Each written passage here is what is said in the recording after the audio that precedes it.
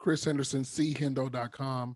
All right, Cam. So I got to ask you, growing up, who were some players that you idolized? And obviously, I know you're excited just to be in the NBA, but are there any players that you are looking forward to matching up against? Well, I really idolized Kobe Bryant a lot growing up. I try to idolize him the most. And then now I just watch a lot of like James Harden, Devin Booker, a little bit of Kyrie, a little bit of Brad Beal. So a little bit of those guys. And I don't really have a guy who I'm, excited to match up with because I'll play against anybody and match up with anybody. So I'm really just excited just to play in the NBA, honestly. We'll go Alan next. Hi Cam, it's Alan from Costa Rica for PG Basket. You're considered one of the best scorers in this draft. How much pride do you take in scoring, and also what else can you bring to the table for the team that drafts you? I pretty much try to improve on everything scoring because you can never be, too good at scoring because there's always something to do and always a way to put the ball in the hoop more. So I just try to improve everything. And I can honestly bring everything to a team, rebounding, playmaking, and defense. So I really feel like I can really bring a whole lot more to an NBA team right away. So I'm really just excited just to be, in that position. Thank you and good luck. Thank you. We're gonna go Myers and then Alder. Cameron, who are some players of your archetype that you studied the most throughout the playoffs? Throughout the playoffs, a lot of Devin Booker because I watch him a lot now. So Devin Booker, Kyrie when he was in playing, James Harden when they were in the playoffs. Just those guys really, and a little bit of Brad Beal, but really just James Harden, Devin Booker, and Kyrie. I try to watch those guys a lot and take for them the most from the playoffs.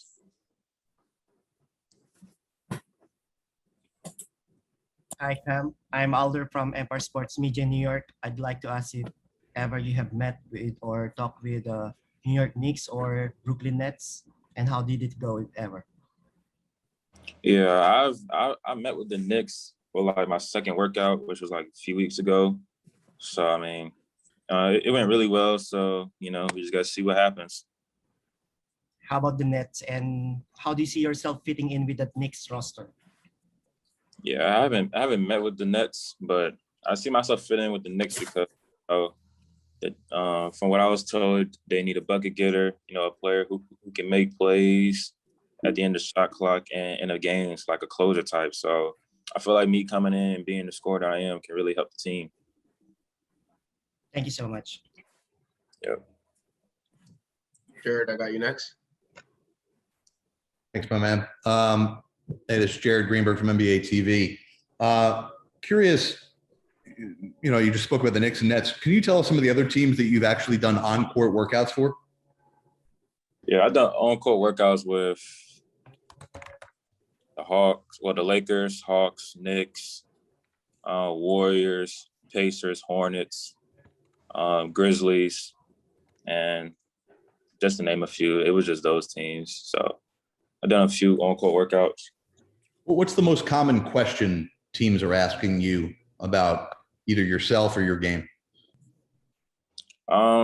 Everything's pretty much, I can't really say that everybody's asking the same question. Everybody's asking like very different questions. They ask, what are my strengths and weaknesses? What do I bring to the table? So just to name a few, and I probably say those are like the two questions that, that really come up a lot. What are my strengths and weaknesses? What I bring to the table other than scoring. Thank you.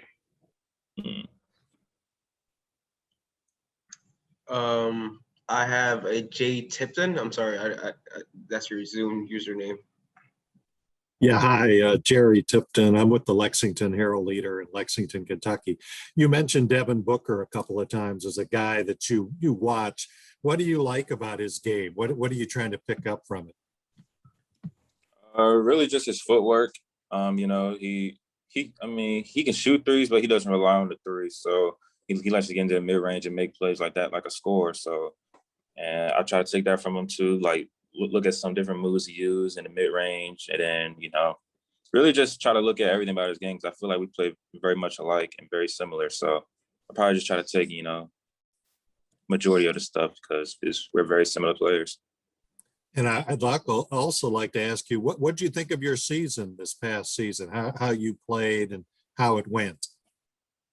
I feel like I had a great season. To be there for 1 year and just just to have a historic year like that, being third or fourth in the country in scoring, leading all freshmen in scoring, having the most 25-point games, most 20-point games. The most 25-point games in the SEC. So just having all those records to my name was, it was great to have in my 1 year at LSU. So it was great. Thanks. Mm-hmm. We'll go to Isaac and then Paul Casanova. Isaac Simpson, Hoop Ball Grizzlies. Thanks for taking my question, Cam. If there's one thing that you could pinpoint that you think you still need to work on going into the NBA, the next level, what would that be?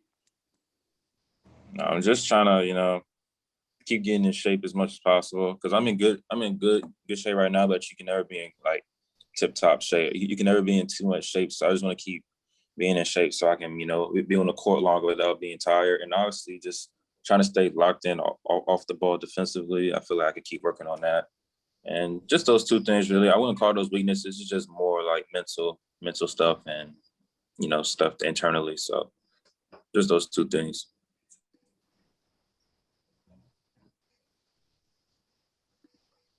Go ahead, Paul. Yeah, hi. That kind of going along those same lines. What are your goals before you get to, say, the summer league, and will you play in the summer league? Yeah, it really depends on like the team I go to and the situation they put me in if I play or not.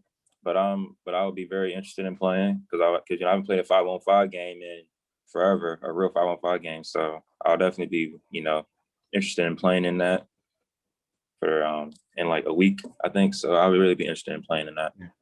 And one last thing, have you met with the Magic at all? No, I haven't met with the Magic. Okay, thank you. JC? Hey Cameron, this is JC from La Guerra, Puerto Rico. How's been the draft process so far? The challenges, the experience that you already, been working out with several teams. How's it been for you? Yeah, it's been real good. Just just working out for all these teams. Working out teams that I worked out for.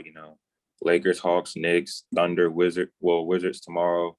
So Hornets, Pacers, Warriors. So just to name a few. Just working out with those teams has been real good because you get to know the people in the front office, all the executives, and it's just been real well. Just want to finish this one last workout out and finish strong. All right, thanks. Yeah. Hey, thanks everyone. Let me know if your hands are still, Alder. Do you have your hands up from them or? Okay, cool. So go ahead, Alder. Like I'm going back to that meeting with the Knicks. Did you have a chance to talk with Coach Tom Thibodeau, and how do you see yourself fitting in with his defensive mindset and defensive philosophy? Yeah, because Coach Tibbs was in the meeting when I met with him. So we talked about some good stuff. It was a real good conversation. I was in there with everybody, so it was a real good conversation, real good dialogue. And I feel like I can fit in real well because he believes that I can fit in his system, and I feel like I can too. So, I guess we'll just see. We'll see on Thursday. Thanks. Go ahead, Chris. All right, Cam. So I want to ask you this, and this is more of a fun question here. So you're gonna have opportunity of being on NBA 2K. So Yeah. I don't know if you grew up playing video games, but be able to see yourself actually in the video game instead of creating yourself. What do you think about that? Yeah, it's actually a plus because now I'm starting to get tired of making players. So now I can just like chill and just have my own player already there. So so that's a real good plus for me. So happy about that. All right, Jared. Thanks, man. Sorry, I forgot a couple questions for you. Cam, when you came out of high school, what were your expectations in terms of did you think you would be a one and done, or what'd you think? Yeah, I definitely thought I would be one and done because of the school I went to and with my style of play. I feel like my style of play fits the NBA the best. So just me going in there with the mindset being a one and done, with me going to LSU. So I really did I really did think going into the LSU situation I was going to be a one and done. So Okay. and it worked out. The other question I had for you, based on LSU and based on where I work, I got to ask you: have you developed any sort of relationship with Shaq? Yeah, Shaq came to one of our games, and Sharif O'Neal was my roommate on like the road trips on our away games. So I talked to him here and there. So I mean, it is what it is. All right, cool. Thank you. Daniel Bell.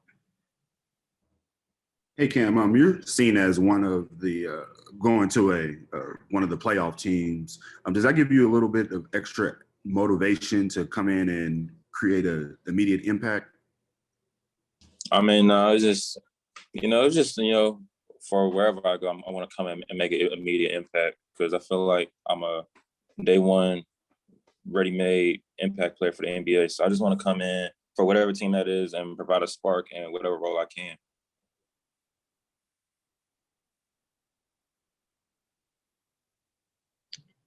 Sean Coleman. Cam, you doing all right today? I'm doing good. Congratulations on being in this position and good luck Thursday. Obviously, you're welcome. Your shot creation and scoring certainly is a big strength of your game, but your playmaking is really intriguing as well, especially on the defensive end. Several games at LSU where you were a spark plug, turning defense into offense. Just the playmaking on defense and also the decision-making to make plays for others on offense. How do you feel about that part of your game going into the NBA? I mean, I feel real good about that because being a scorer is just, it kind of just opens it up for me to make plays for others because everybody's worried about me putting the ball in the basket and scoring, a high volume of points. So me just having that skill helps out my other skills as far as, making plays for others offensively or just trying to turn defense into offense to get quick buckets. So just little stuff like that really just helps me out a lot coming into the NBA right away. Best of luck to you. Thank you. I think it's Meyer Moses. Yeah, it's Meyer Mikulski from Back Sports page.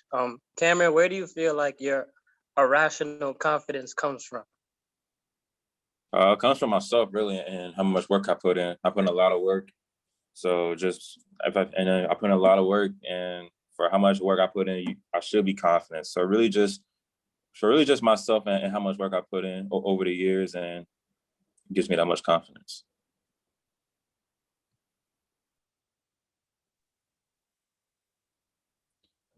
Chris, did you have another one?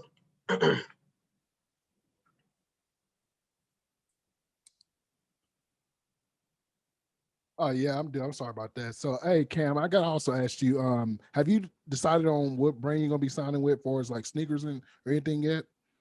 No, I haven't. Oh, okay. Cool.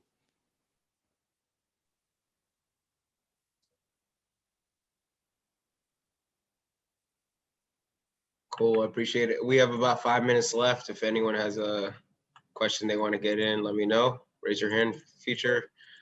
Otherwise, we'll dismiss this shortly.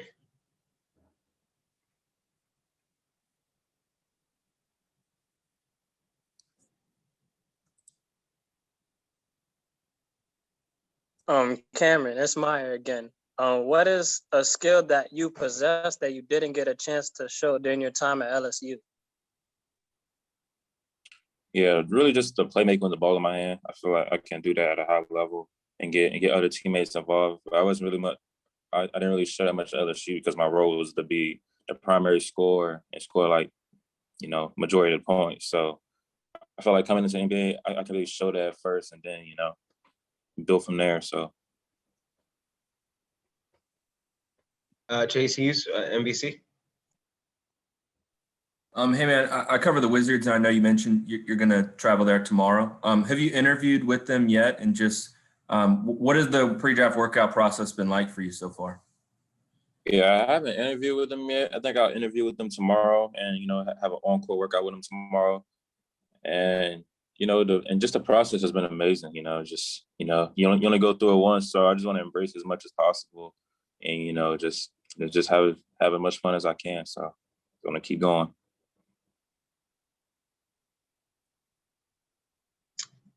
And Nima, I'm trying to get to people who haven't asked before, so I'll get to you guys, fellas. How are you doing? I'm doing good. I was wondering if you have had a workout with the Houston Rockets, or if you've heard anything from them. No, I haven't done that with the Rockets. All right, thank you. Best of luck. Thank you. Alder, go ahead. Hi, Cam. It's me again. What can you say about the draft analysts or the scouts that were saying that you're just a one-dimensional microwave scorer? What's your approach on trying to prove yourself that you're not just a scorer? I'll just prove it honestly, because I feel like that analysis thing is totally wrong, because it was just the system I was in. So I feel like nobody really knows, the real me as a player. So I just want to, go in day one and prove them wrong. And I feel like I can actually do that because I've done it before. Just, the role I was in. Thank you, Cam. Good luck. Yeah. Go ahead, Sean. Hey, Cam, just wondering, through this draft process, is there, do you reach out to NBA talents to gain an idea of what it's like to go through this process, before you do it? Or if you get feedback from teams, reach out to NBA talents about how they improved a certain aspect of their game. How big of that plays a role in your preparation as you go through this process? It plays a big role, because you want to know, the ins and outs of the NBA and what to do to stay in the NBA. So you should try to learn from as much people as possible. I talked to a few guys about the process, and how the NBA works. Really, Rondo. I talked to Rondo one time. So, and we had a really good conversation about the NBA and different stuff. So I feel like that really helped, just to know how everything works.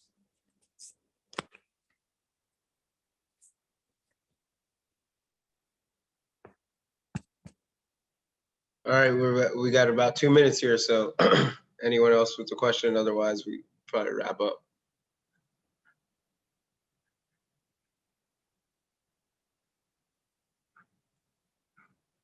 All right, one more, Alder. There you go. Thank you once again, Cam. What's the biggest adversity you've faced in your life so far, and how do you think you will draw strength from that? To be honest, I really face, not really off the court adversity. Of course, everybody faces on the court adversity, whether it's losing a certain amount of games in a row or anything. But I don't really feel like I don't really face anything adversity wise off the court, because there's people in the world that's going through way worse stuff than what we're going through. So I feel like the stuff that we go through is nothing major. So that's it. Thank you, Cam.